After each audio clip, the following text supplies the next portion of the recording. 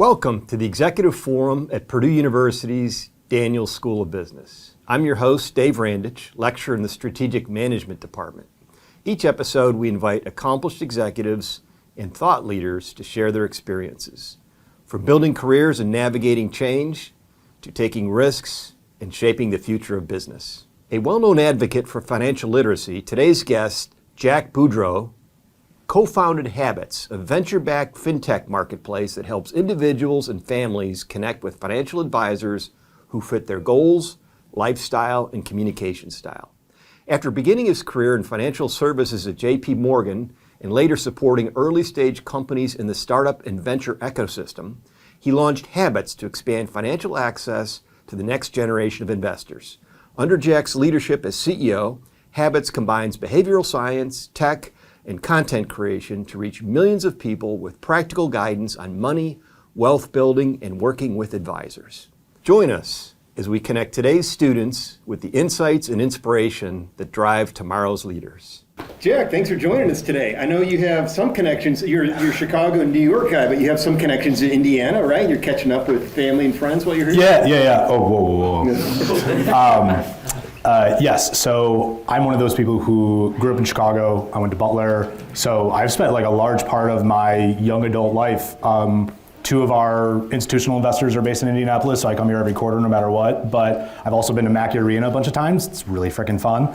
And just to piggyback off of what Vincent says, just to kind of address the room, guys, like I'm 30 years old, so I'm not too far displaced from where you are. I'm like maybe 8 to 12 years, or then actually, do you mind if I quickly, raise your hand if you're a senior?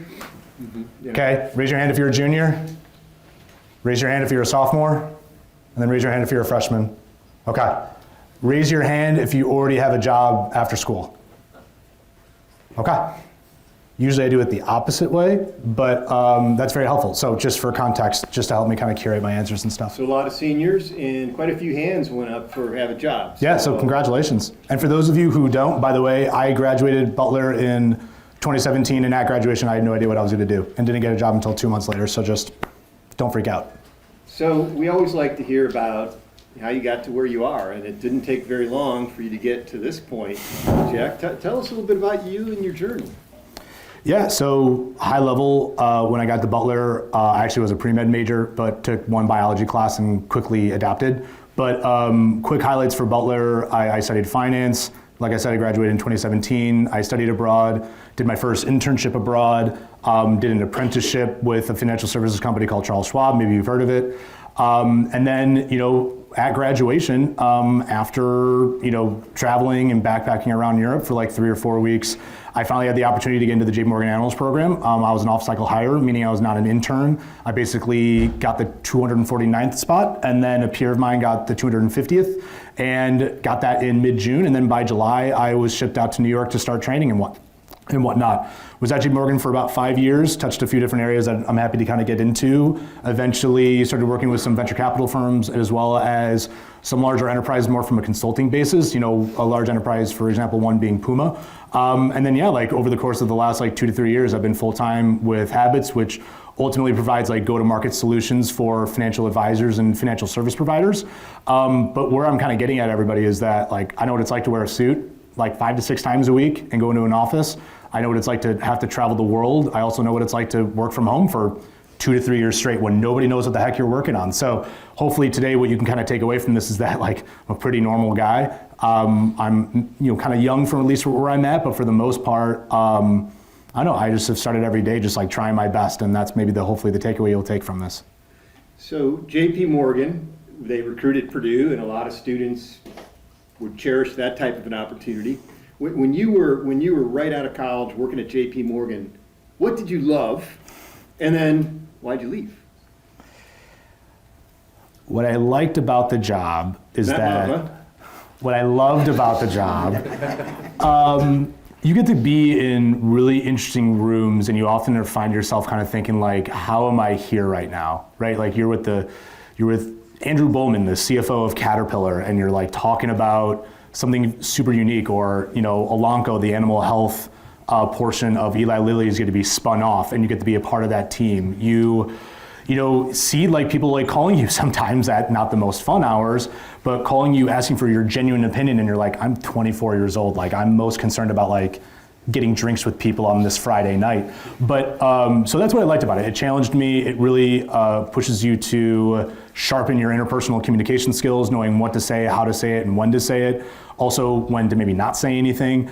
You learn how to execute with a lot of pressure. You know what it's like to have a lot of responsibility. But that's why I kind of say like I liked the job. Maybe I didn't love the job. I kind of went into it knowing that I'd be there for maybe 3 years, ended up being there for 5. But I have a feeling that we're going to talk about maybe what I don't like about the job. Let's hear a little bit. We're going to be real, right? Yeah, we'll be real. I think it's completely ridiculous that like your job is basically just doing PowerPoints. The fact that I had to stay up until like maybe 10 or 11 p.m. on a Tuesday because I was basically waiting for a banker just to reply because they went home. And remember, this is like before like Zoom and like this is really just like email. And so other people have socialized, but your job as an analyst is basically just to be at your desk 24/7. I didn't like the fact that it affected my personal relationships, and like kind of happy to get into that. I basically pursued this job because like I wanted the prestige of it. I wanted to brag to people that I had it, and that is not a good motivation, I promise you. And last but not least, it definitely affected my personal, definitely my physical well-being. But I mean that not in the sense of that it was harmful or toxic or bad. I did really like the job more than I didn't. I was there for 5 years, but I did find like the politics and just like the ego and like the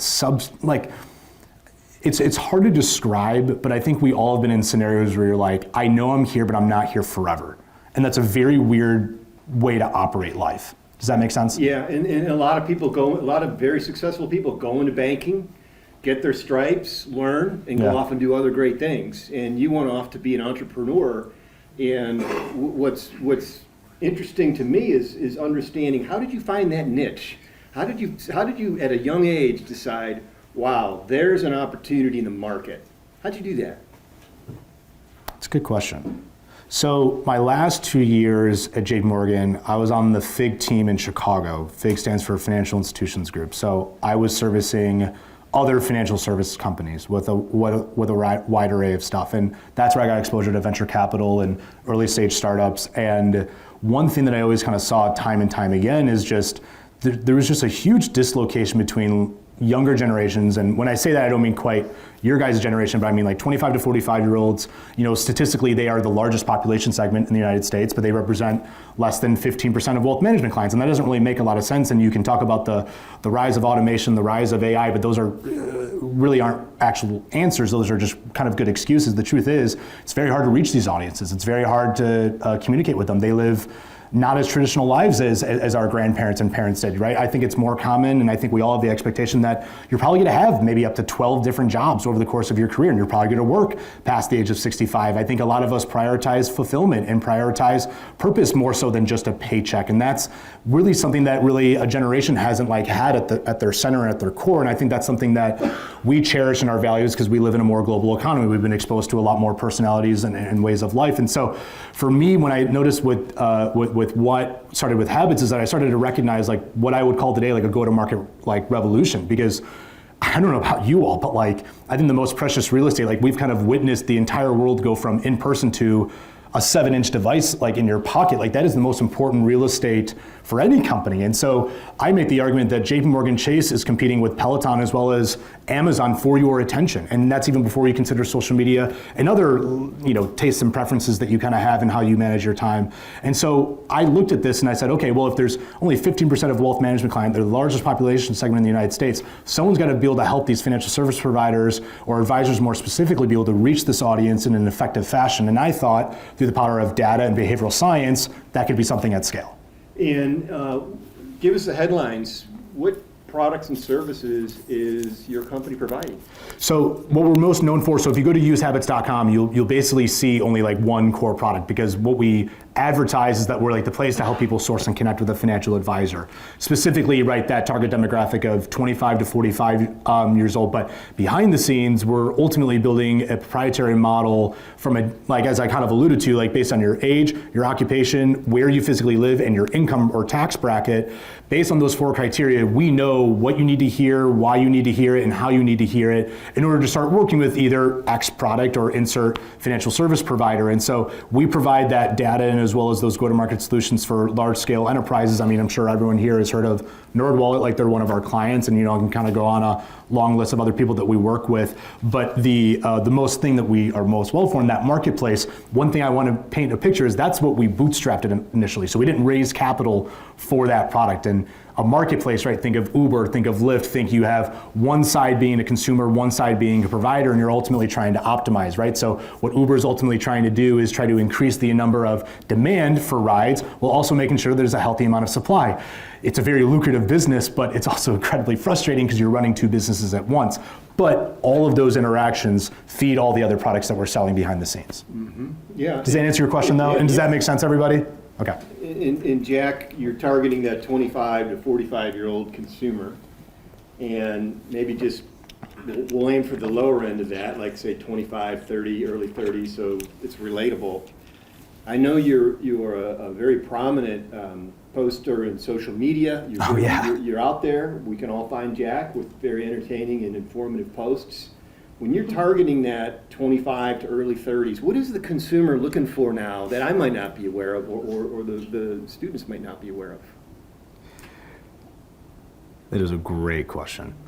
I think it depends on the medium. If you're on TikTok, if you're on Instagram, if you're on LinkedIn. So tell us about TikTok and Instagram, LinkedIn. Yeah, just using TikTok as an example, that benefits small brands, right? So it doesn't matter how many followers you have. It doesn't really matter what your story is. Nobody cares what your username is. Like, think of it as like Twitter, but for video, right? It doesn't matter. You can post it into the ether, and the algorithm gods, bless if you go viral or not, right? I can get into specifics about, I think, how you can kind of manage that as someone who's now been posting pretty regularly for 2 years. Don't take that as testament from the Bible, but the bottom line being, if you're a small brand, I think TikTok is like it's a lottery ticket with every single post that you make, right? Anything can go viral and anything can be incredibly beneficial. So you have that, and then as well as like Instagram, you have a little more ownership of your audience, even though Reels is the most, actually not a lot of people realize this, but 90% of Instagram users spend more time on stories than on Reels or any other aspect. So the reason why I share that with you is because that's why there's been advertising like crazy, especially with stories, because you probably can't go 3 or 4 stories without seeing at least one ad.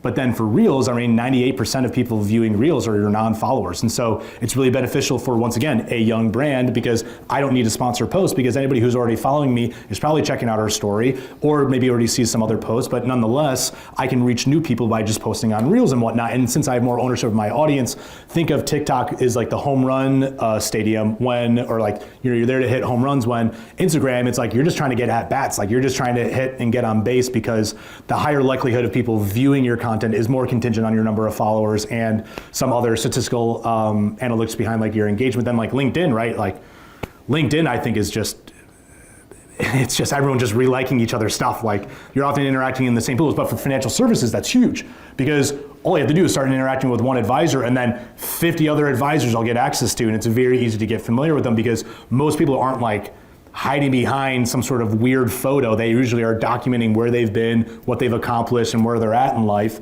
And so it just gives you more of an ability to be very directive with your messaging and what you're trying to accomplish. So in summary, we don't try to acquire anybody from LinkedIn outside of financial advisors because that's where they operate. Instagram and TikTok, that's like a very big avenue. Also having a blog. Like I can go on a long tangent about go-to-market strategies today, but like in this day and age, right, my candid opinion is that podcasts and blogs are like retention channels, right? So it's very hard to reach new people. It's very good about keeping people either A, on the sidelines, or either using your product more engaged, because you actually have ownership of that person. And whether you are evaluating that by click-through rate, whether you're evaluating that by open rates, nonetheless, like you have their email. And also, depending on your email provider, I can get where you're physically located. I can also enable cookies, which you may not be aware you can also do through email. And so I can know where else that you're kind of operating in. Like I want to make it very clear the power of technology, the more and deeper you go into the rabbit holes of it, you come to recognize that you can learn a lot about an individual. I'm sure a lot of you guys have looked up yourselves maybe at some point, or you've tried to see what else is out there, but there's a lot of information out there, and especially with the power of scraping tools or artificial intelligence, it's very easy to get that into digestible fashions and in tables where you can have dynamic data that's very easy to make queries. And sorry, I'm going a little bit down the rabbit hole. No, it's just that I connected with you on LinkedIn this week, and now I'm getting a little concerned about it.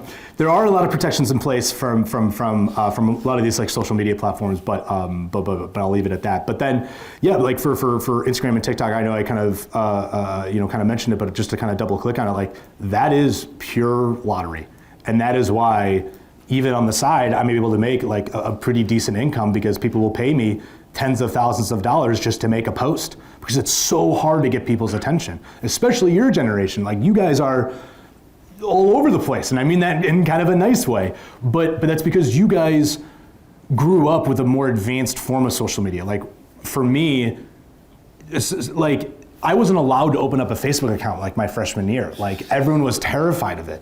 But then by college, there was no such thing as an algorithm. There really wasn't a lot of advertisements on this thing. Like they had some understanding of like how you were interacting, but like these days, it's almost like the way that they can curate your platforms. It's why we always joke about like, what is your algorithm showing you? Am I right?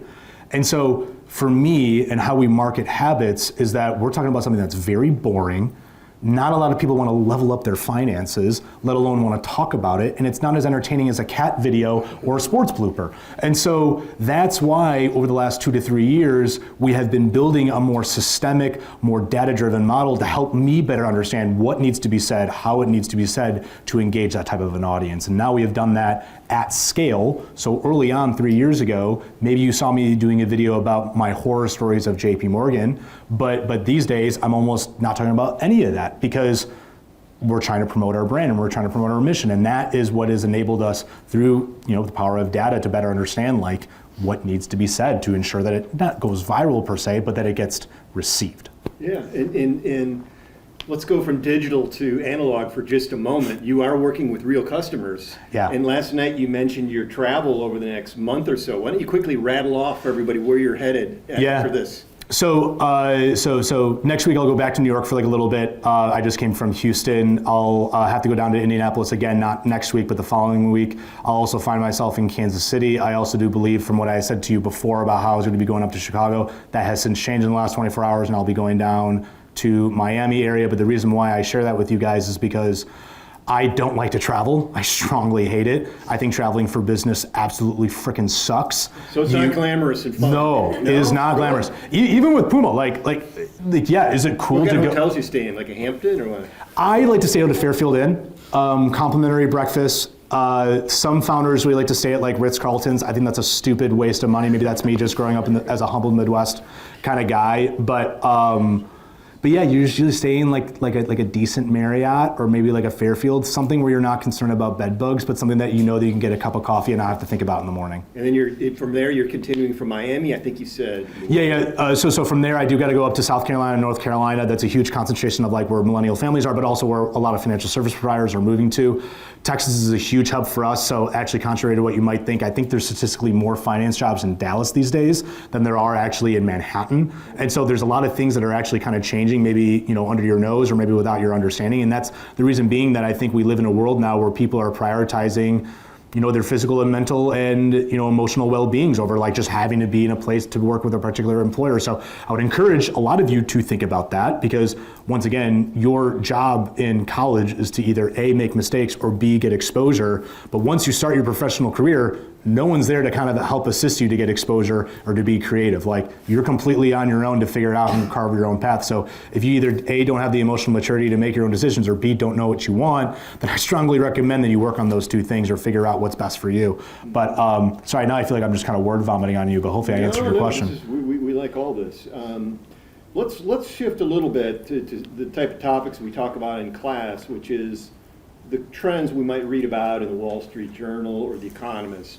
Factors that are outside of all of our control that impact your business. What current trends, for example, interest rates might be one. Yeah. What's going on that you have to pay attention to execute your business correctly? It's a good question. So one thing about financial services is that they're kind of agnostic to like the economic cycle, because I mean, there's a reason why financial services, especially in the United States, is one of the most profitable and one of the largest industries on the globe. And that's because like whether we're in tough economic times or we're in very vibrant economic times, the banks are going to earn some money. But what I'm paying attention to right now is consumer sentiment. I think there's a lot going on in the world, and we don't need to get into the weeds of it. And I think a lot of people are scared. I think a lot of people are nervous. I think you're seeing a lot of layoffs. I think you're seeing a lot of headlines now. I mean, like unemployment's at like 4.5%. Like the Fed's doing a great job. Like I think what Jerome Powell's done is like far as like a soft landing. Like I think we're going to look back in history and see basically the last like 5 to 6 years. Like he may have controlled the Fed in a way that I think is incredible from a monetary policy perspective. But when you think about things from a fiscal perspective, and if you're not familiar, monetary policy is controlled by the Fed. Think money supply, think interest rates, think, their job is to ensure that money is flowing and efficiently to control inflation. And there's a long tangent that we can go about monetary policy. I'm sure your teachers will do a great job of educating there, but fiscal policy is predominantly through the government, right? And through the legislative branch. But I think today we're seeing kind of a different approach of use of the legislative and executive branch. And I think wherever you are politically, I think we all collectively as young people are going like, I'm not going to say the F word, but like what the freak is going on? Like we have the advancement of AI could that very well automate entry-level jobs. I have been studying something for the last like 3 to 4 years, and now I'm finding out that it might almost be obsolete. There's been like 7 to 10 softwares that have been created in the last 6 months, and I'm expected to become a subject matter expert, the super user, to understand how they're all integrated with one another. Meanwhile, every company wants 10 years of experience, but I still need my entry-level job. And I think last but not least, but like I don't know about you all, but like advertising's everywhere. It's exhausting. Like I don't like reading, and I am reading because I'm just trying to find ways to get away from my phone. Like I don't really like play like a lot of video games, but I find myself like just to like engage in nostalgia playing video games, because once again, like I can just be on a console and not be like there's so much noise right now that I think it's very hard to think. And so that's what I'm thinking about, because part of our mission at Habits, and one of the reasons why we launched our marketplace, is because I'm incredibly passionate about financial security. And I think financial insecurity is a pandemic that we really haven't talked about a lot, but I think at surface level we talk about quite a bit. And we can get into the specifics, and we can get into the data about like how some generations are at more of an advantage than others. But the bottom line, people want to buy a home, they want to have a good job, and they want stability, and they want a level of comfort. And I think all 4 of those things are being challenged in a huge way right now. And it is just being speedballed in front of our faces because we're all on social media. So forgive the maybe the long-winded comment there, but I think it's important to either A, hopefully it resonates with you, and if it doesn't, hopefully you speak up and you share your 2 cents, because I would love to hear your side. Well, what I admire about what you and your team are doing, Jack, is financial insecurity is probably the #1 predictor of social unrest and problems and so on, and bad outcomes. And here you guys are trying to attack financial literacy and help people become better at managing their finances and more comfortable with money. What do young people need to know to be successful in their 20s, based on your experience? What do these guys need to start doing when they walk out of here in a year or 2? You're gonna hate your first job. Wait. You're not gonna love your first job. What I mean by that is your 20s are about exploration.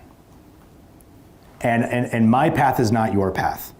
And the only way to figure out who you are and what you like, and maybe more importantly, what you don't like, is just by exposing yourself to new stimuli, to new experiences. Like, I always jokingly say, like, I'm an experiential learner, which historically I've always considered to be a curse, because it's like, I gotta do the damn thing or else it's not gonna resonate. Some people are blessed as auditory learners, some people are blessed as visual learners, but like, for those of you who are also an experiential learner, you're really not gonna accomplish a lot just staying in your dorm room or staying in your apartment. So what I would say, like, the best thing that you can do in your 20s is basically figure out like 3 questions. 1, where do you wanna live? 2, what's an industry that you could see yourself living in for 10 years? And maybe, I usually say, find something that gives a level of fulfillment, but I usually rephrase that: do you want to work at a big company or a small company?